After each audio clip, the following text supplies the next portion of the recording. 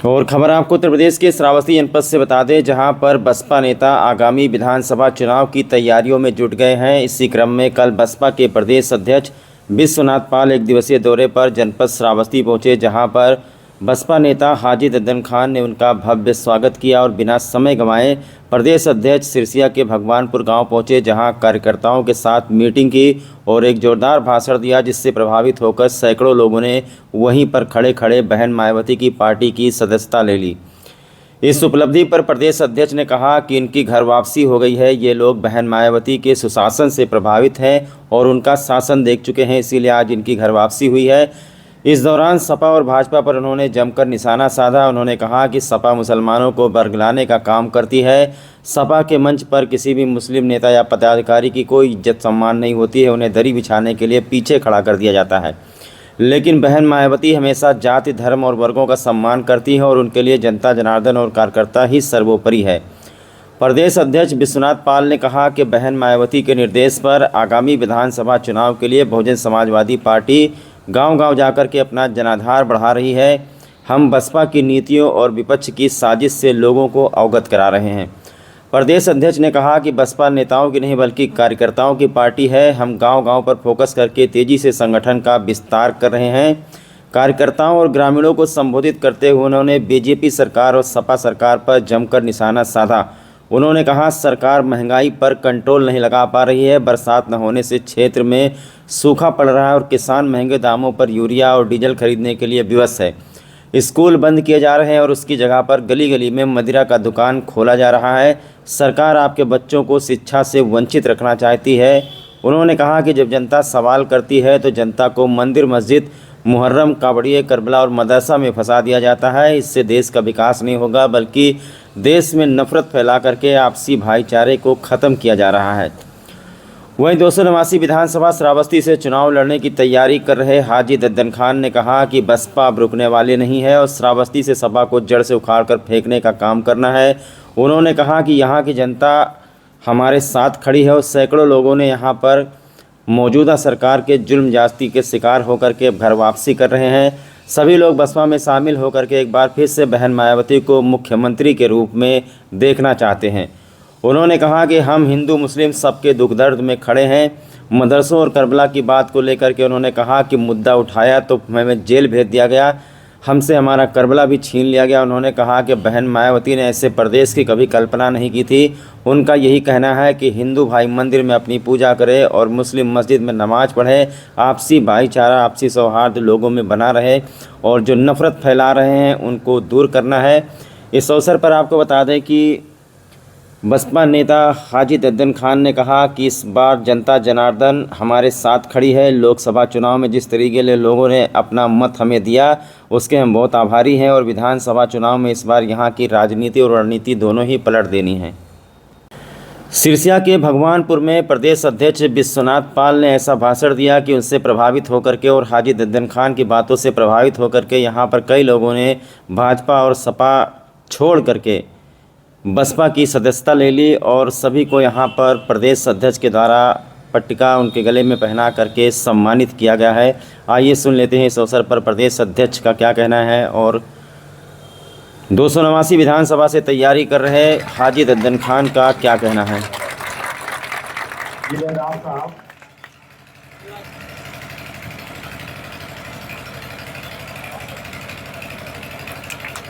लल्लू भाई,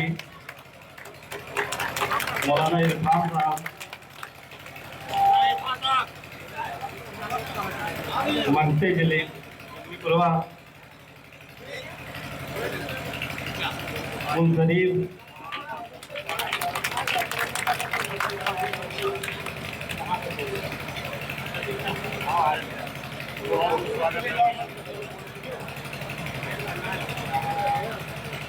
शिव प्रसाद जी, जहाँ कहीं भी हो मंच पे आ जाएं। शिव प्रसाद जी,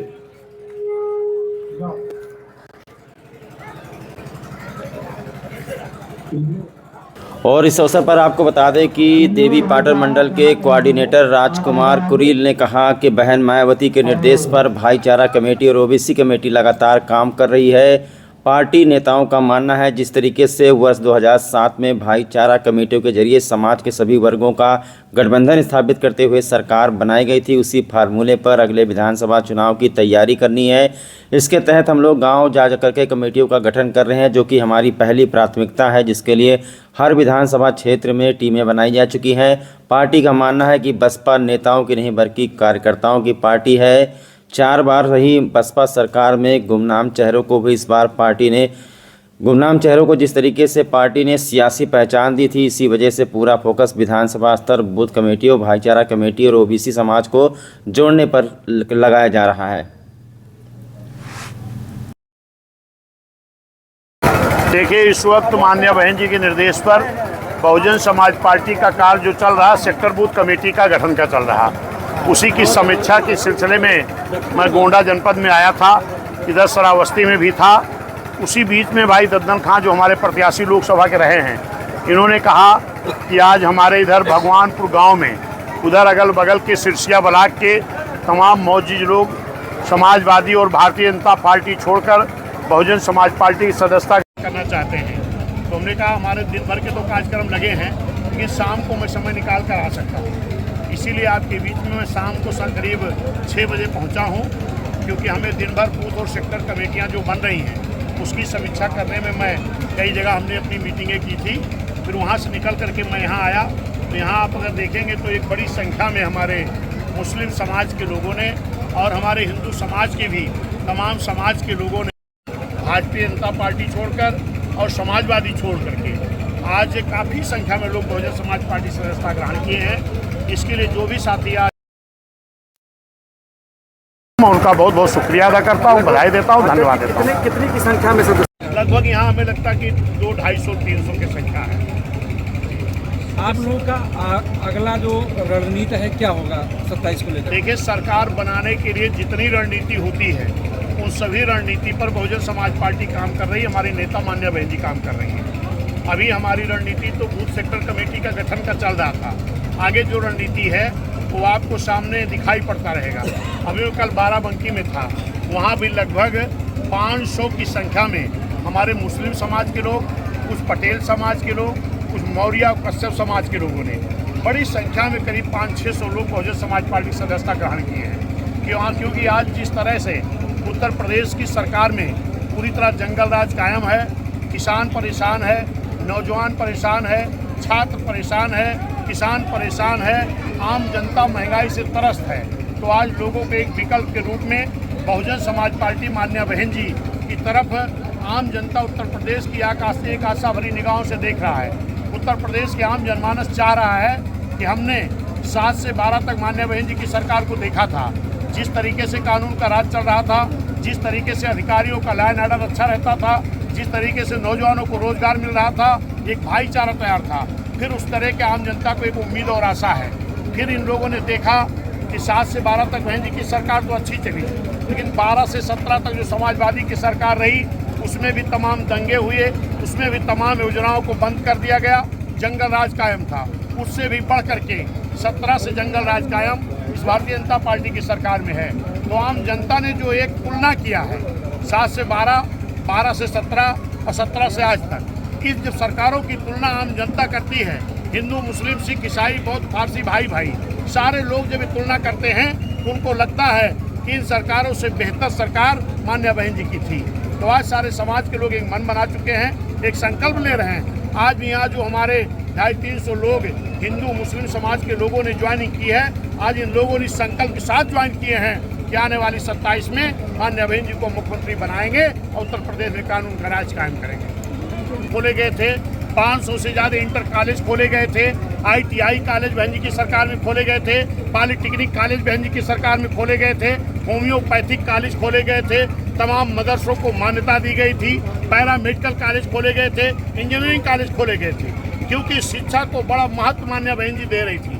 हर तरह जो विकास को महत्व दे रही थी, उसी तरह शिक्षा को महत्व दे रही थी। लेकिन आज इस सरकार में आपको मालूम होगा कि लगभग 5000 विद्यालय बंद करने की एक साजिश चल रही है, तमाम विद्यालयों को मर्ज करने की एक साजिश चल रही है, और इस साजिश को बहुजन समाज पार्टी बर्दाश्त नहीं करेगी। और निश्चित है इस चीज़ को आम जनता समझ रही है कि हमें मदिरा की दुकान बढ़ाने की जरूरत नहीं है, हमें शिक्षा के विद्यालय बढ़ाने की जरूरत है ताकि आम जनता शिक्षा ग्रहण कर सके, आम गरीबों के बच्चे शिक्षा ग्रहण कर सके। हर समाज में गरीब हैं, चाहे वो ब्राह्मण हो, क्षत्रिय हो, वैश्य हो, मुस्लिम हो, पिछड़ा हो, SC ST हो। गरीब समाज अपने बच्चों को प्राइवेट स्कूल में नहीं पढ़ा पाता, वो गांव में सरकारी स्कूलों में पढ़ाता था। अगर सरकारी स्कूल बंद हो गया तो गरीबों की शिक्षा छिड़ जाएगी। अभी आपने देखा था महाराजगंज में किस तरीके से बच्चे विद्यालय का गेट पकड़ करके रो रहे थे। उनके आंसुओं को देख करके तो हर आदमी को आंसू आ जाता था। वो कहते थे हम दूर पढ़ने नहीं जा पाएंगे, हमारे माँ बाप के पास संसाधन नहीं है, हम गरीब लोग दूर विद्यालय में नहीं जा पाएंगे, हमारी शिक्षा छिन जाएगी। तो निश्चित है इन सब से प्रताड़ित होकर के, चाहे वो नौजवान हो, चाहे किसान हो, चाहे छात्र हो, आम जनमानस इस सरकार से उठ चुका है। विकल्प के रूप में उसको बहुजन समाज पार्टी के नेता मान्य बहन जी दिखाई पड़ रही हैं। इसका रिजल्ट आपको 27 में दिखाई पड़ेगा। इस देश के बड़े प्रदेश में, उत्तर प्रदेश में 2007 के तर्ज पर एक भाईचारा, एक जनता का गठबंधन तैयार करके बहुजन समाज पार्टी की सरकार बनेगी। मान्य बहन जी पूर्ण बहुमत से इस देश के बड़े प्रदेश में पुनः फिर 27 में मुख्यमंत्री बनने का काम करेंगे। सबसे पहले हम आपके चैनल को धन्यवाद देते हैं कि आप लोगों ने जन जन तक हमारी आवाज़ पहुंचाने के लिए मदद की। साथियों, आज भगवानपुर में एक बड़ी तादाद में मुस्लिम समाज, भगवानपुर, जंगलीपुरवा, पूरे मुस्लिम समाज एक तरफा इन लोग बहुजन समाज पार्टी आज हमारे नेतृत्व में ज्वाइन किए। और ये लोग कहे हैं कि जब तक इनका से विधायक आपको बना नहीं दिया जाएगा तब तक हम लोग दिन रात में चैन नहीं लेंगे। और इसके लिए ये लोग ये भी कहे हैं, ये कार्यक्रम, ये आयोजन ये गांव वालों की तरफ से हुआ है। ये लोग बताएं कि हमारा चाहे खेत पात घर बिक जाएगा, लेकिन हम लगा तन मन धन से आपके साथ 2027 विधायक बनाकर तभी सांस लेंगे। इस सिरसिया ब्लॉक का सबसे बड़ा कार्यक्रम कितने का जो है संख्या में मुस्लिम में यहाँ करीब अब तीनों गांव में लगभग 500 से ऊपर वोटर हैं। और लगभग पूरे घर से, चाहे आपका जंगलीपुरा हो, भगवानपुर हो, तकिया हो, पकड़िया हो, सारे मुस्लिम समाज एक तरफा आकर के और अगल बगल गांव से भी आकर तमाम लोगों ने आज बहुजन समाज पार्टी की सदस्यता ली है। कितनी संख्या में? लगभग 500 से ऊपर। और इन लोगों का कहना है कि अभी एक लहर, एक आंधी है, पूरे विधानसभा में हम लोग चल करके पूरे मुस्लिम समाज अब एक तरफा बहुजन समाज पार्टी के साथ 2027 में जाएगा।